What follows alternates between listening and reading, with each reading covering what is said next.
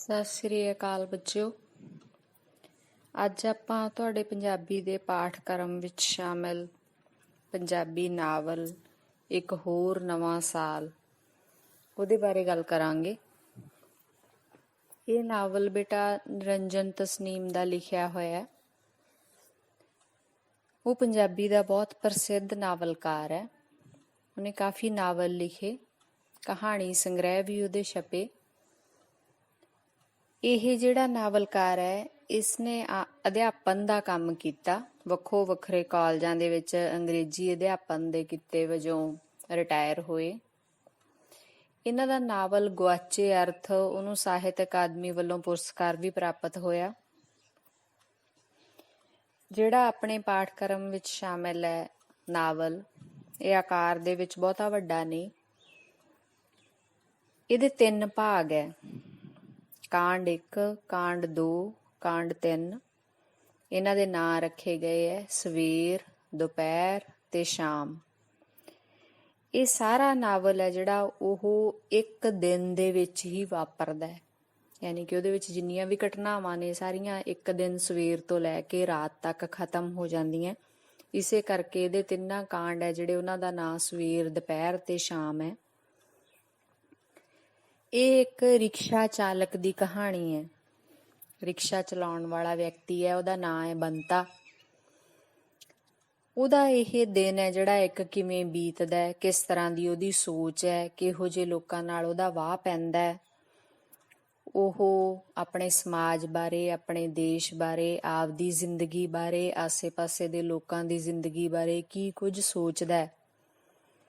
ਇਹਦੇ ਰਾਹੀਂ ਇੱਕ ਵਿਅਕਤੀ ਦੇ ਮਨ ਦੇ ਵਿੱਚ ਜਿਹੜੀ ਉਥਲ-ਪੁਥਲ ਸਾਰਾ ਦਿਨ ਚੱਲਦੀ ਹੈ, ਉਸ ਨੂੰ ਨਾਵਲਕਾਰ ਨੇ ਬਿਆਨ ਕੀਤਾ। ਉਹ ਵਿਅਕਤੀ ਹੈ ਜਿਹੜਾ ਉਹ ਰਿਕਸ਼ਾ ਚਾਲਕ ਹੈ, ਤਾਂ ਕੁਦਰਤੀ ਤੌਰ ਤੇ ਉਹ ਜਿਹੜਾ ਨਿਮਨ ਆਰਥਿਕ ਪੱਧਰ ਨਾਲ ਸੰਬੰਧ ਰੱਖਦਾ, ਉਹਦਾ ਗੁਜ਼ਾਰਾ ਬੜੀ ਮੁਸ਼ਕਿਲ ਦੇ ਨਾਲ ਹੁੰਦਾ। ਉਹਦੇ ਪਰਿਵਾਰ ਦੇ ਵਿੱਚ ਬੱਚੇ, ਪਤਨੀ ਹੈ, ਉਹਦੀਆਂ 2 ਕੁੜੀਆਂ, ਇੱਕ ਮੁੰਡਾ ਹੈ। ਮੁੰਡੇ ਦਾ ਨਾਂ ਫੁੰਮਣ ਹੈ, ਉਹਦੀ ਪਤਨੀ ਦਾ ਨਾਂ ਤਾਰੋ ਹੈ ਤੇ ਉਹਦਾ ਆਪ ਦਾ ਨਾਂ ਬੰਤਾ ਹੈ। ਇਹ ਕਹਾਣੀ ਹੈ ਜਿਹੜੀ ਉਸਦੇ ਪਰਿਵਾਰ ਦੀ ਤੇ ਉਸਦੇ ਰਿਕਸ਼ੇ ਵਿੱਚ ਬੈਠਣ ਵਾਲੀਆਂ ਸਵਾਰੀਆਂ ਦੇ ਰਾਹੀਂ ਅੱਗੇ ਚੱਲਦੀ ਹੈ। ਸ਼ੁਰੂ ਦੇ ਵਿੱਚ ਅਸੀਂ ਦੇਖਦੇ ਹਾਂ ਕਿ ਬੰਤਾ ਹੈ ਜਿਹੜਾ ਉਹ ਬਿਸਤਰੇ 'ਚ ਪਿਆ ਹੈ। ਸਵੇਰੇ ਉਹਦੀ ਜਾਗ ਖੁੱਲਦੀ ਹੈ 4 ਵਜੇ। ਉਹਨੇ 6 ਵਜੇ ਰਿਕਸ਼ਾ ਲੈ ਕੇ ਜਾਣਾ ਹੈ, ਤਾਂ ਉਹ ਆਪਦੀ ਪਤਨੀ ਤੋਂ ਬੈੱਡ ਟੀ ਦੀ ਮੰਗ ਕਰਦਾ। ਹੁਣ ਉਹ ਮਜ਼ਾਕ ਦੇ ਵਿੱਚ ਹੀ ਆਪਣੀ ਪਤਨੀ ਨੂੰ ਕਹਿੰਦਾ ਹੈ ਕਿ ਅੱਜ ਤੂੰ ਮੈਨੂੰ ਬੈੱਡ ਟੀ ਪਿਆ। ਹੁਣ ਪਹਿਲਾਂ ਤਾਂ ਉਹਨੂੰ ਬੈੱਡ ਟੀ ਦਾ ਮਤਲਬ ਨਹੀਂ ਪਤਾ ਹੁੰਦਾ ਉਸਦੀ ਪਤਨੀ ਨੂੰ। ਉਹ ਪੁੱਛਦੀ ਹੈ ਇਹ ਕੀ ਹੁੰਦੀ ਹੈ ਬੈੱਡ ਟੀ। ਹੁਣ ਬੰਤਾ ਹੈ ਜਿਹੜਾ ਉਹ 4 ਜਮਾਤਾਂ ਪਾਸ ਹੈ। ਇਸ ਤੋਂ ਇਲਾਵਾ ਉਹਦੇ ਰਿਕਸ਼ੇ ਦੇ ਵਿੱਚ ਤਰ੍ਹਾਂ ਦੇ ਲੋਕ ਬੈਠਦੇ ਹੈ, ਜਿਸ ਦੇ ਕਾਰਨ ਉਹਦੀ ਸੋਚ ਦਾ ਘੇਰਾ ਥੋੜਾ ਵਿਸ਼ਾਲ ਹੈ। ਤਾਂ ਉਹ ਆਪਦੀ ਪਤਨੀ ਨੂੰ ਕਹਿੰਦਾ ਹੈ ਕਿ ਵੱਡੇ ਲੋਕ ਹੈ ਜਿਹੜੇ ਬਿਸਤਰਾ ਛੱਡਣ ਤੋਂ ਪਹਿਲਾਂ ਪੀਂਦੇ ਆ ਇਹ ਚਾਹ, ਜਿਹੜੀ ਉਹਨੂੰ ਬੈੱਡ ਟੀ ਕਹਿੰਦੇ ਆ। ਅੱਜ ਸਾਲ ਦਾ ਪਹਿਲਾ ਦਿਨ ਹੈ, ਯਾਨੀ ਕਿ ਨਵਾਂ ਸਾਲ ਚੜਿਆ ਹੈ, ਇਸ ਕਰਕੇ ਮੈਂ ਵੀ ਵੱਡੇ ਲੋਕਾਂ ਦੀ ਤਰ੍ਹਾਂ ਬੈੱਡ ਟੀ ਪੀਣੀ ਹੈ। ਤਾਂ ਉਹਦੀ ਪਤਨੀ ਹੈ ਜਿਹੜੀ ਉਹਦਾ ਮਜ਼ਾਕ ਉਡਾਉਂਦੀ ਹੈ ਕਿ ਤੂੰ ਕਿਹੜਾ ਵੱਡਾ ਲੋਕ ਹੈ। ਉਹਨੂੰ ਇਹ ਆਪਦੀ ਪਤਨੀ ਦੀ ਗੱਲ ਚੰਗੀ ਨਹੀਂ ਲੱਗਦੀ ਵੀ ਨਵੇਂ ਸਾਲ ਵਾਲੇ ਦਿਨ ਹੈ ਜਿਹੜੀ ਉਸਦੀ ਪਤਨੀ ਨੇ ਕੋਈ ਉਹਨੂੰ ਦਿਨ ਨੂੰ ਵਿਸ਼ੇਸ਼ਤਾ ਨਹੀਂ ਦਿੱਤੀ, ਤਾਂ ਉਹ ਬਿਨਾਂ ਚਾਹ ਪੀਤੇ ਹੀ ਤੁਰਿਆ ਆਉਂਦਾ। ਕਿਉਂਕਿ 6 ਵਜੇ ਉਹਨੇ ਰੇਲਵੇ ਸਟੇਸ਼ਨ ਤੇ ਕਾਲਕਾ ਮੇਲ ਜਿਹੜੀ ਗੱਡੀ ਹੈ ਉਹਦੀਆਂ ਸਵਾਰੀਆਂ ਚੱਕਣੀਆਂ ਹੁੰਦੀਆਂ, ਤਾਂ ਉਹ ਗੱਡੀ ਕਦੇ ਲੇਟ ਨਹੀਂ ਹੁੰਦੀ।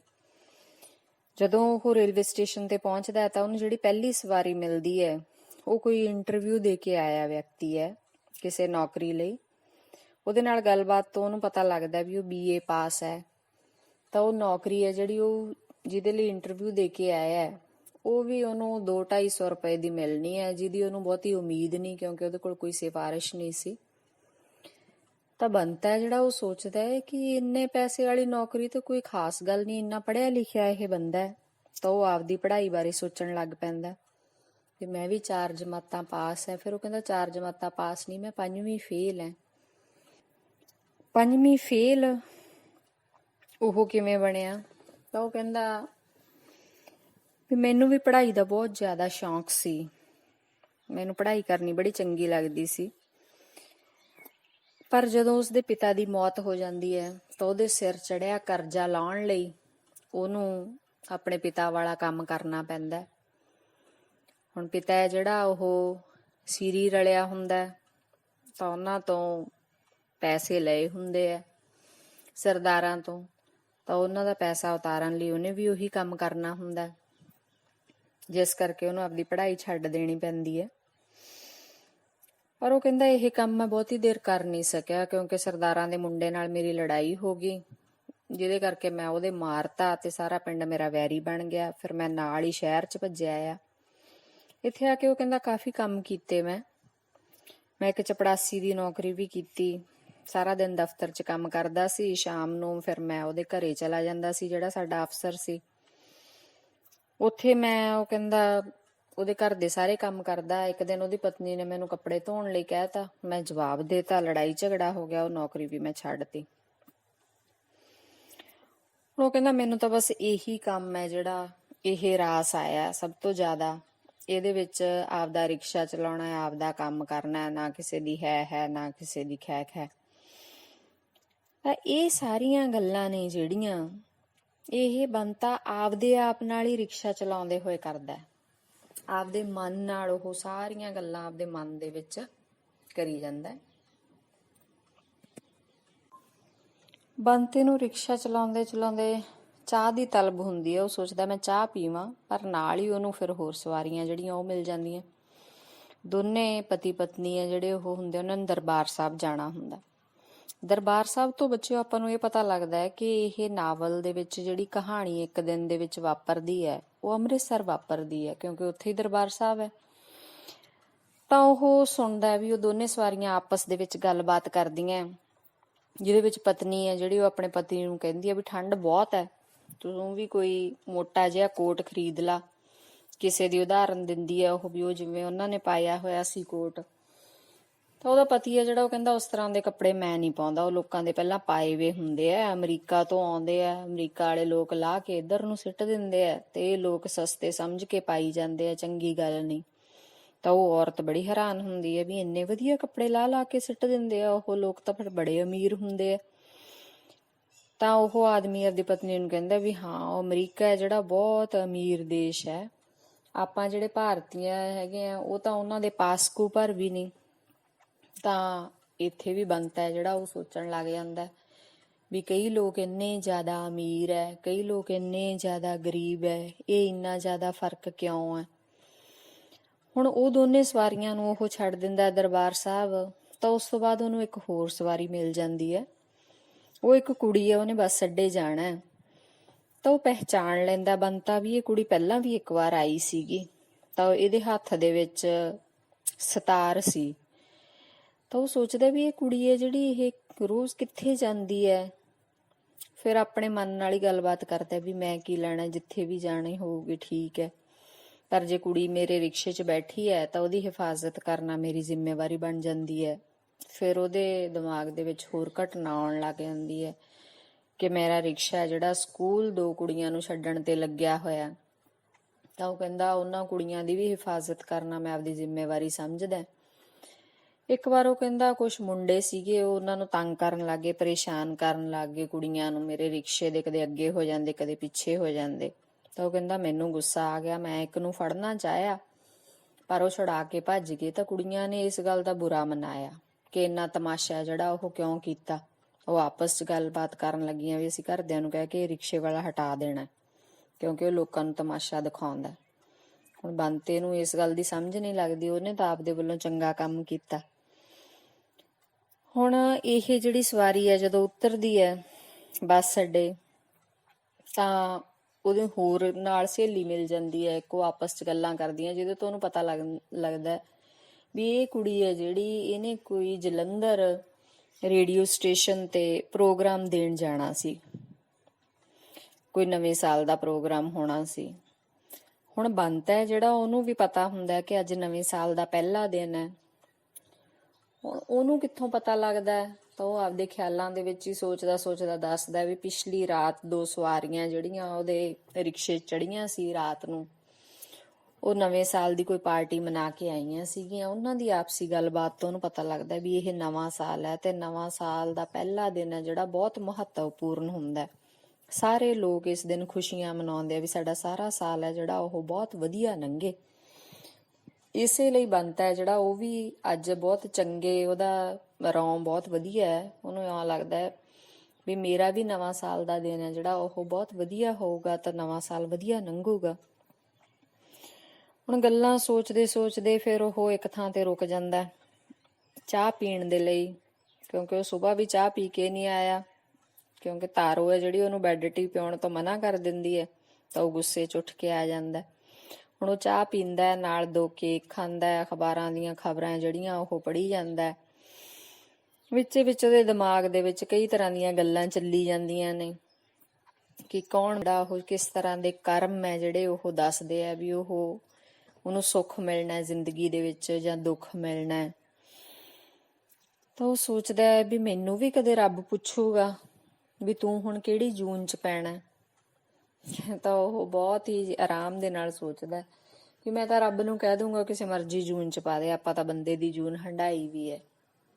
ਅਸਲ ਦੇ ਵਿੱਚ ਉਹਦੀ ਇਹ ਗੱਲ ਦੇ ਬਹੁਤ ਹੀ ਡੂੰਘੇ ਭਾਵ ਹੈ। ਬੰਦੇ ਦੀ ਜੂਨ ਉਹਦੀ ਇਹ ਬਹੁਤ ਜ਼ਿਆਦਾ ਔਖੀ ਹੈ, ਕਿਉਂਕਿ ਜਦੋਂ ਇੱਕ ਰਿਕਸ਼ੇ ਚਲਾਉਣ ਵਾਲੇ ਨੂੰ ਪਿੱਛੇ ਸਵਾਰੀਆਂ ਬਿਠਾ ਕੇ ਆਪਣੇ ਨਾਲੋਂ ਦੂਰਾ ਤੀਰਾ ਭਾਰ ਖਿੱਚਣਾ ਪੈਂਦਾ ਹੈ ਤਾਂ ਇਹ ਕਿੰਨਾ ਔਖਾ ਕੰਮ ਹੈ, ਇਹ ਸਿਰਫ ਉਹੀ ਮਹਿਸੂਸ ਕਰ ਸਕਦਾ। ਇਸ ਕਰਕੇ ਉਹਨੂੰ ਬੰਦੇ ਦੀ ਜੂਨ ਹੰਢਾਉਣ ਦੇ ਵਿੱਚ ਕੋਈ ਖੁਸ਼ੀ ਮਹਿਸੂਸ ਨਹੀਂ ਹੁੰਦੀ। ਉਹ ਤਾਂ ਮਸਾਂ ਆਪਦਾ ਡੰਗ ਹੈ ਜਿਹੜਾ ਉਹ ਟਪਾ ਰਿਹਾ, ਜਿਸ ਕਰਕੇ ਉਹਨੂੰ ਲੱਗਦਾ ਵੀ ਹੋਰ ਕਿਹੜੀ ਇਦੋਂ ਵੱਧ ਔਖਿਆਈ ਮੈਨੂੰ ਮਿਲ ਜਾਣੀ ਹੈ, ਰੱਬ ਮੈਨੂੰ ਕਿਸੇ ਮਰਜ਼ੀ ਜੂਨ ਦੇ ਵਿੱਚ ਪਾ ਦੇਵੇ। ਤਾਂ ਉਹ ਸੋਚਦਾ ਵੀ ਜਿਹੜਾ ਸੇਠ ਕਿਰਾਏ ਤੇ ਦਿੰਦਾ ਰਿਕਸ਼ੇ ਲੋਕਾਂ ਨੂੰ, ਜਿਵੇਂ ਮੈਂ ਉਸ ਤੋਂ ਇਹ ਰਿਕਸ਼ਾ ਕਿਰਾਏ ਲਈ ਲਿਆ ਹੋਇਆ, ਉਹਨੇ ਜ਼ਰੂਰ ਕੋਈ ਜ਼ਿੰਦਗੀ 'ਚ ਚੰਗੇ ਕਰਮ ਕੀਤੇ ਹੋਣੇ ਆ, ਕਿਉਂਕਿ ਉਹਨੇ ਇੰਨੇ ਸਾਰੇ ਰਿਕਸ਼ੇ ਖਰੀਦ ਲਏ, ਲੋਕਾਂ ਨੂੰ ਦੇਤੇ ਮੇਰੇ ਵਰਗਿਆਂ ਨੂੰ ਕਿਰਾਏ ਤੇ, ਮਹੀਨੇ ਦੇ ਮਹੀਨੇ ਕਿਰਾਇਆ ਆਪਦਾ ਬੱਝਮਾ ਲੈ ਲੈਂਦਾ। ਸਾਨੂੰ ਚੰਗੀ ਕਮਾਈ ਹੋਵੇ ਮਾੜੀ ਕਮਾਈ ਹੋਵੇ, ਬੈਠੇ ਬਿਠਾਏ ਉਹਦਾ ਇੰਨਾ ਸੋਹਣਾ ਗੁਜ਼ਾਰਾ ਚੱਲੀ ਜਾਂਦਾ। ਹੁਣ ਇਹ ਸਾਰੀਆਂ ਗੱਲਾਂ ਜਿਹੜੀਆਂ ਉਹਦੇ ਦਿਮਾਗ ਦੇ ਵਿੱਚ ਚੱਲਦੀਆਂ, ਜਿਨ੍ਹਾਂ ਤੋਂ ਉਹ ਇਹੀ ਨਤੀਜਾ ਕੱਢਦਾ ਹੈ ਵੀ ਉਹਨੇ ਕੋਈ ਬਹੁਤ ਵਧੀਆ ਚੰਗੇ ਕੰਮ, ਕੋਈ ਪੂਜਾ ਪਾਠ ਆਪਦੀ ਜ਼ਿੰਦਗੀ 'ਚ ਬਹੁਤ ਜ਼ਿਆਦਾ ਕੀਤਾ ਹੋਣਾ, ਤਾਂ ਹੀ ਉਹਨੂੰ ਇਸ ਤਰ੍ਹਾਂ ਬੈਠੇ ਬਿਠਾਏ ਜਿਹੜੀ ਹੈਗੀ ਆ ਉਹ ਕਮਾਈ ਹੋਈ ਜਾਂਦੀ ਹੈ। ਉਸ ਤੋਂ ਬਾਅਦ ਬੱਚੇ ਉਹਨੂੰ ਫਿਰ ਸਵਾਰੀਆਂ ਜਿਹੜੀਆਂ ਹੋਰ ਮਿਲ ਜਾਂਦੀਆਂ ਨੇ, ਉਹਦੇ ਵਿੱਚ 2 ਜੀ ਆਪ ਹੁੰਦੇ ਆ, 2 ਬੱਚੇ ਹੁੰਦੇ ਆ। ਤਾਂ ਉਹ ਜਿਹੜਾ ਸਮਾਨ ਵੀ ਉਹਨਾਂ ਕੋਲ ਬਹੁਤ ਹੁੰਦਾ, ਉਹ ਕਿਤੇ ਵਿਆਹ ਤੇ ਜਾ ਕੇ ਆਏ ਹੁੰਦੇ ਆ। ਉਹਨਾਂ ਦੇ ਬੱਚੇ ਦਾ ਨਾਂ ਹੁੰਦਾ ਰਮਨ। ਉਹ ਰਮਨ ਨੂੰ ਅੱਗੇ ਰਿਕਸ਼ੇ ਤੇ ਆਪਦੇ ਡੰਡੇ ਤੇ ਬਿਠਾ ਲੈਂਦਾ, ਕਿਉਂਕਿ ਉਹਨੂੰ ਆਪਦੇ ਫੁੰਮਣ ਜਿੱਡਾ ਹੀ ਲੱਗਦਾ ਤੇ ਉਹਦੇ ਵਰਗਾ ਹੀ ਲੱਗਦਾ। ਉਸ ਤੋਂ ਬਾਅਦ ਬੇਟਾ ਉਹਨਾਂ ਨੂੰ ਸਵਾਰੀ ਜਿਹੜੀ ਉਹਨੂੰ ਮਿਲਦੀ ਆ, ਉਹ ਪਤੀ ਪਤਨੀ ਹੁੰਦੇ ਨੇ। ਉਹ ਦੋਨੇ ਪਤੀ ਪਤਨੀ ਆ ਜਿਹੜੇ ਉਹ ਗੁਰਦੁਆਰੇ ਜਾਣਾ ਹੁੰਦਾ ਉਹਨਾਂ ਨੇ। ਉਹ ਦੇਖਦਾ ਵੀ ਸ਼ਹਿਰ ਦੇ ਵਿੱਚ ਬੜਾ ਅੱਜ ਸਜਾਵਟ ਹੈ, ਤਾਂ ਉਹਦੇ ਦਿਮਾਗ 'ਚ ਆਉਂਦਾ ਹੈ ਵੀ ਅੱਜ ਜਿਹੜੇ ਗੁਰੂ ਗੋਬਿੰਦ ਸਿੰਘ ਜੀ ਹੈ ਉਹਨਾਂ ਦਾ ਪ੍ਰਕਾਸ਼ ਉਤਸਵ ਹੈ, ਇਸੇ ਕਰਕੇ ਤਾਂ ਇੰਨਾ ਸ਼ਹਿਰ ਸਜਿਆ ਹੋਇਆ। ਹੁਣ ਨਾਵਲ ਹੈ ਜਿਹੜਾ ਜਦੋਂ ਅਸੀਂ ਪੜ੍ਹਦੇ ਜਾਂਦੇ ਹਾਂ, ਸਾਨੂੰ ਇਹ ਮਹਿਸੂਸ ਹੁੰਦਾ ਪੜ੍ਹਦੇ ਪੜ੍ਹਦੇ ਵੀ ਬਾਰ-ਬਾਰ ਜਿਹੜਾ ਬੰਤਾ ਹੈ ਉਹ ਇਹ ਗੱਲ ਯਾਦ ਕਰਦਾ ਵੀ ਬਹੁਤ ਜ਼ਿਆਦਾ ਠੰਡ ਹੈ, ਹਜੇ ਤੱਕ ਇੰਨੀ ਧੁੰਦ ਹੈ, ਇੰਨਾ ਜ਼ਿਆਦਾ ਸਮਾਂ ਹੋ ਗਿਆ, ਸੂਰਜ ਦਿਖਾਈ ਨਹੀਂ ਦਿੰਦਾ। ਤਾਂ ਉਹ ਸੋਚਦਾ ਹੈ ਕਿ ਥਾਂ ਥਾਂ ਸ਼ਹਿਰ ਦੇ ਵਿੱਚ ਲੋਕਾਂ ਨੇ, ਜਿਹੜੇ ਲੋਕ ਜ਼ਿਆਦਾ ਪੁੰਨਦਾਨ ਕਰਦੇ ਆ, ਉਹਨਾਂ ਨੇ ਮੁੱਢ ਲੱਕੜਾਂ ਦੇ ਸੁਟਾਏ ਹੋਏ ਆ ਜਿਹੜੇ ਬਲ ਰਹੇ ਆ, ਤਾਂ ਜੋ ਆਉਂਦੇ ਜਾਂਦੇ ਲੋਕ ਉਹਨਾਂ ਨੂੰ ਸੇਕ ਸਕਣ। ਤਾਂ ਉਹ ਸੋਚਦਾ ਹੈ ਵੀ ਇਸ ਦੁਨੀਆ ਦੇ ਵਿੱਚ ਚੰਗੇ ਲੋਕਾਂ ਦਾ, ਹਜੇ ਵੀ ਜਿਹੜੇ ਦਿਆਲੂ ਲੋਕ ਹੈ ਉਹਨਾਂ ਦਾ ਕੋਈ ਘਾਟਾ ਨਹੀਂ ਹੈਗਾ। ਅੱਗੇ ਬੇਟਾ ਜਦੋਂ ਉਹ ਰਿਕਸ਼ਾ ਚਲਾਈ ਜਾਂਦਾ ਹੈ ਤਾਂ ਉਹਦੇ ਵਿੱਚ ਜਿਹੜੇ ਪਤੀ ਪਤਨੀ ਬੈਠੇ ਹੁੰਦੇ ਆ, ਉਹ ਪਤਨੀ ਜਿਹੜੀ ਹੈ ਆਪਦੇ ਪਤੀ ਨੂੰ ਕਹਿੰਦੀ ਹੈ ਵੀ ਮੈਂ ਆਪਦੇ ਪੇਕੇ ਘਰ ਜਾ ਕੇ ਆਉਣਾ। ਤਾਂ ਉਹਦਾ ਪਤੀ ਕਹਿੰਦਾ ਇੰਨੀ ਛੇਤੀ ਪੇਕੇ ਘਰ ਜਾਣ ਨੂੰ ਤੈਨੂੰ ਕੀ ਹੋਇਆ, ਹੁਣੇ ਤਾਂ ਜਾ ਕੇ ਆਏ। ਯਾਨੀ ਕਿ ਉਹ ਆਪਸ 'ਚ ਗੱਲਾਂ ਬਾਤਾਂ ਕਰਦੇ ਆ। ਤਾਂ ਉਹਨੂੰ ਆਪਦੀ ਬੰਤੇ ਨੂੰ ਪਤਨੀ ਤਾਰੋ ਦੀ ਯਾਦ ਆ ਜਾਂਦੀ ਹੈ ਕਿ ਉਹਦੀ ਪਤਨੀ ਤਾਰੋ ਹੈ ਜਿਹੜੀ ਉਹ ਵੀ ਨਵੀਂ ਨਵੀਂ ਜਦੋਂ ਵਿਆਹ ਕੇ ਆਈ ਸੀਗੀ ਤਾਂ ਉਹ ਸਿਹਤਮੰਦ ਸੀ, ਬਹੁਤ ਸੋਹਣੀ ਸੀ। ਉਦੋਂ ਮੇਰੀ ਮਾਂ ਹੈ ਜਿਹੜੀ ਮੇਰੇ ਨਾਲ ਹੀ ਰਹਿੰਦੀ ਸੀ, ਪਰ ਥੋੜੀ ਦੇਰ ਬਾਅਦ ਹੀ ਘਰ 'ਚ ਕਲੇਸ਼ ਰਹਿਣ ਲੱਗ ਪਿਆ। ਉਹਨਾਂ ਦੀ ਨੂੰਹ ਸੱਸ ਦੀ ਆਪਸ 'ਚ ਲੜਾਈ ਹੋਣ ਲੱਗ ਗਈ। ਤਾਂ ਮੇਰੀ ਮਾਂ ਜਿਹੜੀ ਫਿਰ ਪਿੰਡ ਚਲੀ ਗਈ, ਹੁਣ ਉੱਥੇ ਹੀ ਰਹਿੰਦੀ ਆ। ਉਹ ਕਹਿੰਦੀ ਸੀ ਵੀ ਮੈਂ ਇਸ ਕਲੇਸ਼ 'ਚ ਨਹੀਂ ਰਹਿਣਾ, ਮੈਂ ਤਾਂ ਲੋਕਾਂ ਦੇ ਭਾਂਡੇ ਮਾਂਜ ਕੇ ਗੁਜ਼ਾਰਾ ਕਰ ਲੂੰ। ਪਰ ਬੰਤਾ ਦੱਸਦਾ ਹੈ ਵੀ ਉਹ ਹਰ 2 ਮਹੀਨੇ ਬਾਅਦ ਗੇੜਾ ਮਾਰਿਆ ਆਉਂਦਾ ਹੈ, ਮਾਂ ਨੂੰ ਕੁਛ ਥੋੜੇ ਬਹੁਤ ਪੈਸੇ ਜਿਹੜੇ ਹੈ ਉਹ ਗੁਜ਼ਾਰੇ ਲਈ ਦੇ ਆਉਂਦਾ। ਤਾਂ ਉਹਦੇ ਦਿਮਾਗ ਦੇ ਵਿੱਚ ਆਪਣੀ ਪਤਨੀ ਤਾਰੋ ਹੈ ਜਿਹੜੀ, ਉਹਦੇ ਸੁਭਾਅ ਦਾ, ਤੇ ਆਪਣੀ ਮਾਂ ਹੈ ਜਿਹੜੀ ਬੇਬੇ, ਉਹਦੇ ਸੁਭਾਅ ਦਾ, ਦੋਨਾਂ ਦਾ ਆਪਸ ਦੇ ਵਿੱਚ ਜਿਹੜਾ ਮੁਕਾਬਲਾ ਉਹ ਕਰਦਾ ਹੈ। ਤਾਂ ਉਹਨੂੰ ਲੱਗਦਾ ਵੀ ਦੋਨੋਂ ਆਪੋ ਆਪਣੀ ਥਾਂ ਤੇ ਠੀਕ ਨੇ। ਅਸਲ ਦੇ ਵਿੱਚ ਗਰੀਬੀ ਹੈ ਜਿਹੜੀ ਉਹੀ ਕਲੇਸ਼ ਦਾ ਕਾਰਨ ਹੈ। ਜਦੋਂ ਉਹ ਇਹਨਾਂ ਸਵਾਰੀਆਂ ਨੂੰ ਉਹਨਾਂ ਦੇ ਟਿਕਾਣੇ ਤੇ ਛੱਡ ਦਿੰਦਾ ਹੈ ਤਾਂ ਅੱਗੇ ਉਹਨੂੰ ਹੋਰ 2 ਸਵਾਰੀਆਂ ਮਿਲ ਜਾਂਦੀਆਂ। ਇਹ 2 ਸਵਾਰੀਆਂ ਵੀ ਪਤੀ ਪਤਨੀ ਹੈ। ਪਤਨੀ ਦੇ ਗੋਦੀ ਦੇ ਵਿੱਚ ਛੋਟਾ ਜਿਹਾ ਬੱਚਾ ਹੈ। ਉਹਨਾਂ ਦੋਨਾਂ ਸਵਾਰੀਆਂ ਦੀ ਗੱਲਬਾਤ ਤੋਂ ਪਤਾ ਲੱਗਦਾ ਹੈ ਵੀ 5 ਕੁੜੀਆਂ ਤੋਂ ਬਾਅਦ ਇਹ ਮੁੰਡਾ ਹੋਇਆ। ਤਾਂ ਉਹ ਕਾਫੀ ਜ਼ਿਆਦਾ ਅਮੀਰ ਪਰਿਵਾਰ ਨਾਲ ਸੰਬੰਧ ਰੱਖਦੇ ਆ। ਉਹ ਆਦਮੀ ਬਹੁਤ ਖੁਸ਼ ਹੈ ਕਿ ਹੁਣ ਮੇਰੀ ਜ਼ਮੀਨ ਜਾਇਦਾਦ ਹੈ ਜਿਹੜੀ, ਉਹਨੂੰ ਸਾਂਭਣ ਵਾਸਤੇ ਵਾਰਿਸ ਆ ਗਿਆ। ਤਾਂ ਉਹਨਾਂ ਗੱਲਾਂ ਬਾਤਾਂ ਦੇ ਵਿੱਚ ਉਹ ਇੱਕ ਦੂਜੇ ਨੂੰ ਕਹਿੰਦੇ ਆ ਕਿ ਕੁੜੀਆਂ ਦੀ ਪਰਵਰਿਸ਼ ਵੀ ਅਸੀਂ ਮੁੰਡਿਆਂ ਵਾਂਗੂ ਹੀ ਕਰਨੀ ਆ, ਉਹਨਾਂ ਨੂੰ ਵੀ ਉਵੇਂ ਹੀ ਪੜ੍ਹਾਉਣਾ ਜਿਵੇਂ ਅਸੀਂ ਇਸ ਮੁੰਡੇ ਨੂੰ ਪੜ੍ਹਾਉਣਾ। ਤਾਂ ਇਹ ਗੱਲਾਂ ਉਹਨਾਂ ਦੀਆਂ ਸੁਣ ਕੇ ਫੁੰਮਣ ਬਾਰੇ ਸੋਚਣ ਲੱਗ ਜਾਂਦਾ ਬੰਤਾ, ਆਪਦੇ ਮੁੰਡੇ ਬਾਰੇ, ਕਿ ਮੇਰਾ ਮੁੰਡਾ ਹੈ ਜਿਹੜਾ ਉਹ ਵੀ ਪੜ੍ਹਾਈ ਦੇ ਵਿੱਚ ਹੁਸ਼ਿਆਰ ਹੈ। ਪਰ ਉਹ ਸੋਚਦਾ ਮੈਂ ਵੀ ਆਪਦੀਆਂ ਕੁੜੀਆਂ ਨੂੰ ਓਨਾ ਹੀ ਪੜ੍ਹਾਊਂਗਾ ਜਿੰਨਾ ਉਹ ਪੜ੍ਹਨਾ ਚਾਹਣਗੀਆਂ। ਉਹਨਾਂ ਦੀ ਪੜ੍ਹਾਈ ਦੇ ਵਿੱਚ ਸਿਰਫ ਕੁੜੀਆਂ ਹੋਣ ਨਾਤੇ ਮੈਂ ਵੀ ਕੋਈ ਫਰਕ ਨਹੀਂ ਰੱਖਣਾ। ਪਰ ਉਹ ਸੋਚਦਾ ਵੀ ਮੈਂ ਫੁੰਮਣ ਨੂੰ ਜਾਇਦਾਦ ਵਿੱਚ ਕੀ ਦੇਊਂਗਾ, ਉਹ ਕੀ ਵਾਰਿਸ ਬਣੂਗਾ, ਮੇਰੀ ਕਿਹੜੀ ਜਾਇਦਾਦ ਦਾ, ਮੇਰੇ ਕੋਲ ਤਾਂ ਰਿਕਸ਼ਾ ਹੈ, ਫਿਰ ਰਿਕਸ਼ਾ ਮੈਂ ਫੁੰਮਣ ਨੂੰ ਦੇ ਦੂੰਗਾ। ਪਰ ਇੱਕਦਮ ਉਹਦੇ ਮਨ 'ਚ ਖਿਆਲ ਆਉਂਦਾ ਵੀ ਨਹੀਂ, ਮੇਰਾ ਬੱਚਾ ਫੁੰਮਣ ਹੈ ਜਿਹੜਾ ਉਹ ਰਿਕਸ਼ਾ ਨਹੀਂ ਚਲਾਊਗਾ, ਉਹ ਤਾਂ ਪੜ੍ਹ ਲਿਖ ਕੇ ਕੋਈ ਵੱਡਾ ਅਫਸਰ ਬਣੂਗਾ, ਅਜਿਹਾ ਅਫਸਰ ਜਿਹੜਾ ਦੇਸ਼ ਦੇ ਲਈ ਕੁਛ ਨਾ ਕੁਛ ਕਰੇ। ਹੁਣ ਬੇਟਾ ਉਸ ਤੋਂ ਬਾਅਦ ਉਹ ਤਾਰੋ ਦੇ ਬਾਰੇ, ਆਪਣੀ ਪਤਨੀ ਦੇ ਬਾਰੇ ਸੋਚਣ ਲੱਗ ਪੈਂਦਾ ਵੀ ਮੇਰੀ ਪਤਨੀ ਹੈ ਜਿਹੜੀ ਉਹ ਬਹੁਤਾ ਪੜ੍ਹੀ ਲਿਖੀ ਨਹੀਂ, ਬਸ 1 ਜਮਾਤ ਪਾਸ ਹੈ, ਪਹਿਲੀ ਪਾਸ ਹੈ, ਇਸ ਕਰਕੇ ਉਹਨੂੰ ਪੜ੍ਹਾਈ ਦਾ ਬਹੁਤਾ ਮਹੱਤਵ ਹੈ ਜਿਹੜਾ ਉਹ ਵੀ ਪਤਾ ਨਹੀਂ ਹੈ। ਤਾਂ ਉਹ ਅੱਗੇ ਚੱਲਦਾ, ਜਦੋਂ ਹੋਰ ਉਹਨੂੰ ਸਵਾਰੀਆਂ ਜਿਹੜੀਆਂ ਉਹ ਮਿਲ ਜਾਂਦੀਆਂ। ਉਹਦੀ ਇਹ ਸਵਾਰੀ ਹੈ ਜਿਹੜੀ ਹੁਣ ਬੈਠੀ ਹੈ ਰਿਕਸ਼ੇ ਦੇ ਵਿੱਚ, ਉਹ ਬਹੁਤ ਘਬਰਾਈ ਹੁੰਦੀ ਹੈ। ਗੱਲਬਾਤ ਕਰਨ ਤੋਂ ਉਹਨੂੰ ਪਤਾ ਲੱਗਦਾ ਹੈ ਕਿ ਉਹਦਾ ਪਿਤਾ ਹੈ ਜਿਹੜਾ ਉਹ ਬਿਮਾਰ ਹੈ, ਹਸਪਤਾਲ ਦੇ ਵਿੱਚ ਹੈ, ਉਹਦੀ ਸਿਹਤ ਬਹੁਤੀ ਚੰਗੀ ਨਹੀਂ। ਉਹ ਜਲਿਆਂਵਾਲੇ ਬਾਗ ਕੋਲ ਦੀ ਲੰਘ ਰਿਹਾ ਹੁੰਦਾ, ਉੱਥੇ ਕੋਈ ਜਲਸਾ ਹੈ। ਤਾਂ ਸਵਾਰੀ ਨਾਲ ਗੱਲਾਂ ਬਾਤਾਂ ਕਰਦਿਆਂ ਉਹਨੂੰ ਪਤਾ ਲੱਗਦਾ ਵੀ ਉਹਦਾ ਪਿਤਾ ਜਿਹੜਾ ਬਿਮਾਰ ਹੈ ਉਹ ਬਹੁਤ ਵੱਡਾ ਦੇਸ਼ ਭਗਤ ਸੀ, ਉਹਦੀ ਲੱਤ ਦੇ ਵਿੱਚ ਗੋਲੀ ਲੱਗੀ ਹੋਈ ਸੀ। ਤਾਂ ਹੁਣ ਬੰਤਾ ਹੈ ਜਿਹੜਾ ਉਹਦੇ ਮਨ ਦੇ ਵਿੱਚ ਵੀ ਦੇਸ਼ ਭਗਤਾਂ ਦੇ ਪ੍ਰਤੀ ਅਥਾਹ ਸਤਿਕਾਰ ਹੁੰਦਾ। ਤਾਂ ਉਹ ਸੋਚਦਾ ਹੈ ਵੀ ਮੈਂ ਬਹੁਤ ਛੇਤੀ ਇਹਨੂੰ ਪਹੁੰਚਾਵਾਂ ਇਹਦੇ ਪਿਤਾ ਤੱਕ, ਨਾਲੇ ਮੈਂ ਵੀ ਦਰਸ਼ਨ ਕਰਾਂ ਕਿਸ ਤਰ੍ਹਾਂ ਦਾ ਉਹ ਦੇਸ਼ ਭਗਤ ਹੈ। ਪਰ ਉਹ ਫਿਰ ਥੋੜਾ ਜਿਹਾ ਝਿਜਕ ਜਾਂਦਾ ਹੈ ਵੀ ਪਤਾ ਨਹੀਂ ਕੀ ਮਹਿਸੂਸ ਕਰੂਗਾ ਉਹ, ਮੈਂ ਇਸ ਤਰ੍ਹਾਂ ਦਾ, ਲੋਕ ਕਿਉਂ ਉਹਨੂੰ ਦੇਖਣ ਆ ਗਿਆ ਇੱਕ ਰਿਕਸ਼ੇ ਵਾਲਾ। ਤਾਂ ਝਿਜਕ ਦੇ ਵਿੱਚ ਅੱਗੇ ਜਾਂਦਾ ਨਹੀਂ, ਪਰ ਉਹਦੇ ਮਨ ਦੇ ਵਿੱਚ ਦੇਸ਼ ਭਗਤੀ ਦੀ ਭਾਵਨਾ ਜਿਹੜੀ ਉਹ ਬਹੁਤ ਪ੍ਰਬਲ ਹੁੰਦੀ ਹੈ। ਉਹ ਸੋਚਦਾ ਹੈ ਕਿ ਇਹਨਾਂ ਦੀਆਂ ਕੁਰਬਾਨੀਆਂ ਕਰਕੇ ਹੀ ਦੇਸ਼ ਹੈ ਜਿਹੜਾ ਉਹ ਆਜ਼ਾਦ ਹੋ ਸਕਿਆ।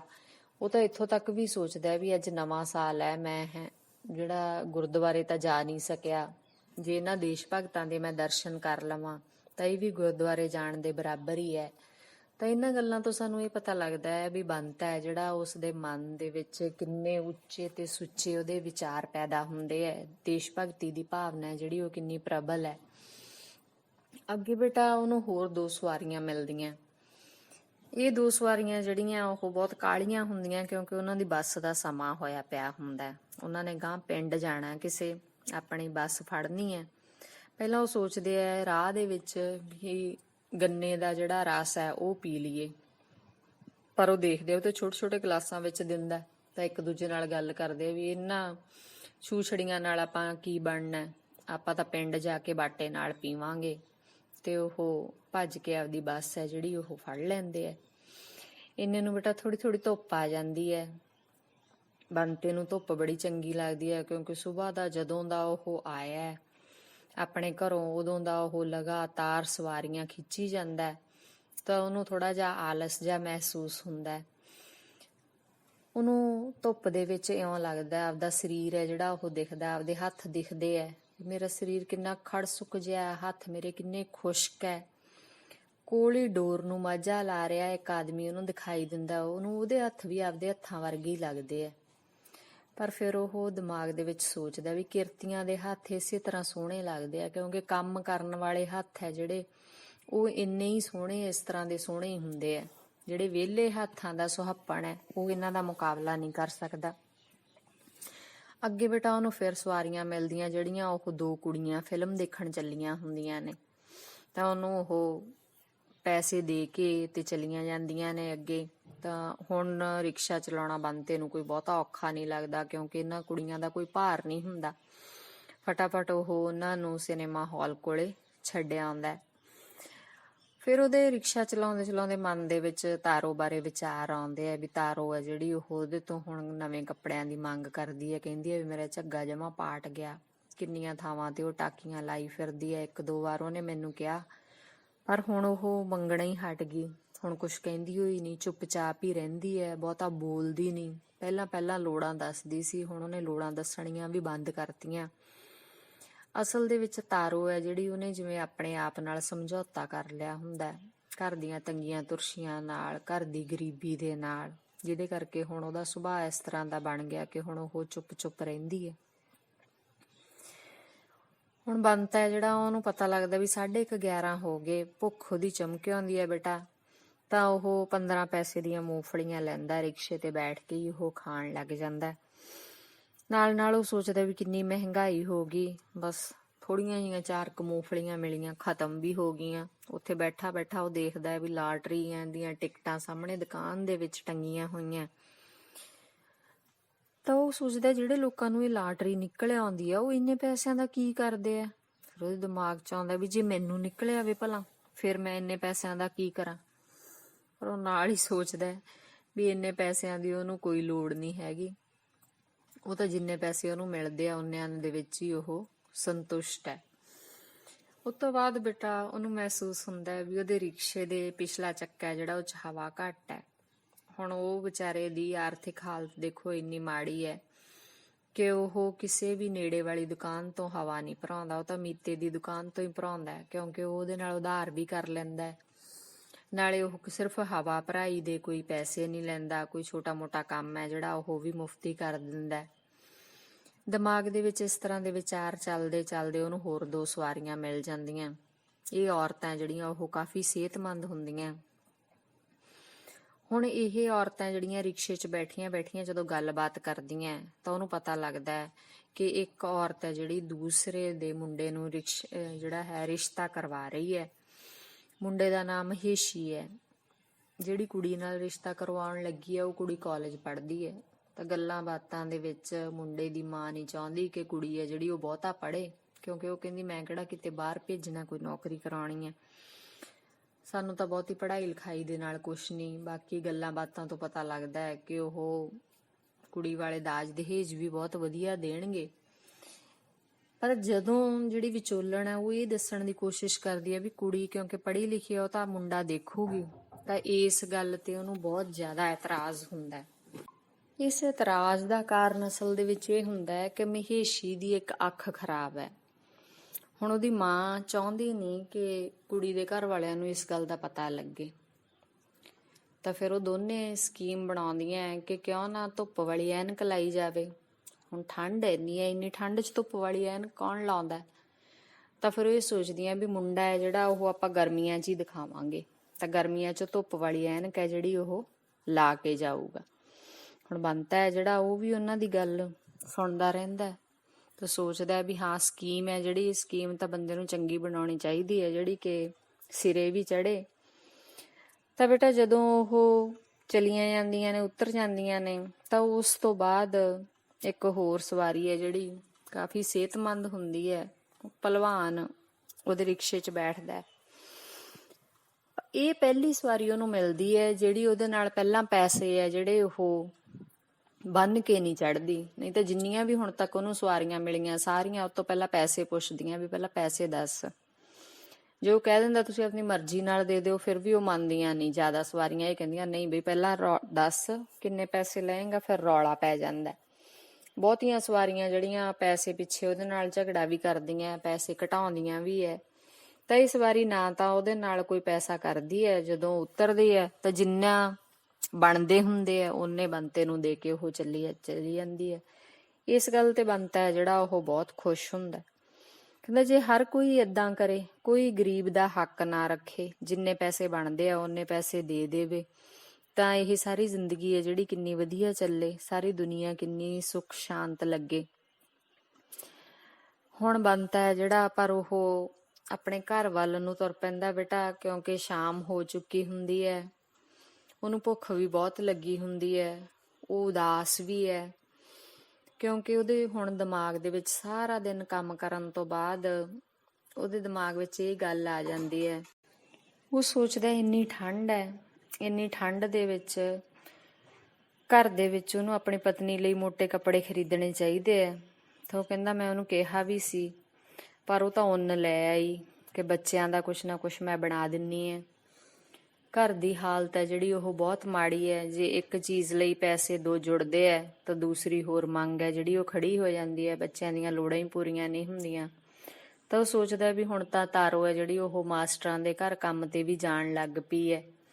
ਉਹਨੂੰ ਚੰਗਾ ਨਹੀਂ ਲੱਗਦਾ ਕਿ ਉਹਦੀ ਪਤਨੀ ਕਿਸੇ ਦੇ ਘਰੇ ਜਾ ਕੇ ਕੰਮ ਕਰੇ, ਪਰ ਉਹ ਕਹਿੰਦਾ ਵੀ ਮੇਰੀ ਪਤਨੀ ਹੈ ਜਿਹੜੀ ਉਹ ਮੇਰੀ ਗੱਲ ਨਹੀਂ ਸੁਣਦੀ। ਜਦੋਂ ਮੈਂ ਉਹਨੂੰ ਕਹਿੰਦਾ ਵੀ ਮੈਂ ਕਮਾਉਣਾ ਤਾਂ ਹੈਗਾ, ਤਾਂ ਉਹ ਮੇਰੇ ਵੱਲ ਦੇਖ ਕੇ ਅਜੀਬ ਤਰ੍ਹਾਂ ਨਾਲ ਮੁਸਕਰਾ ਦਿੰਦੀ ਹੈ। ਤਾਂ ਉਹਦੀ ਇਹ ਮੁਸਕਰਾਹਟ ਬੰਤਾ ਕਹਿੰਦਾ ਮੈਨੂੰ ਬਿਲਕੁਲ ਚੰਗੀ ਨਹੀਂ ਲੱਗਦੀ, ਮੇਰੇ ਅੰਦਰ ਤੱਕ ਉਹ ਜ਼ਖਮ ਕਰ ਜਾਂਦੀ ਹੈ। ਤੇ ਇਹ ਬੇਟਾ ਜਿਹੜਾ ਪਹਿਲਾ ਕਾਂਡ ਹੈ, ਉਸ ਪਹਿਲੇ ਕਾਂਡ ਦੀ ਸਾਰੀ ਕਹਾਣੀ ਹੈ।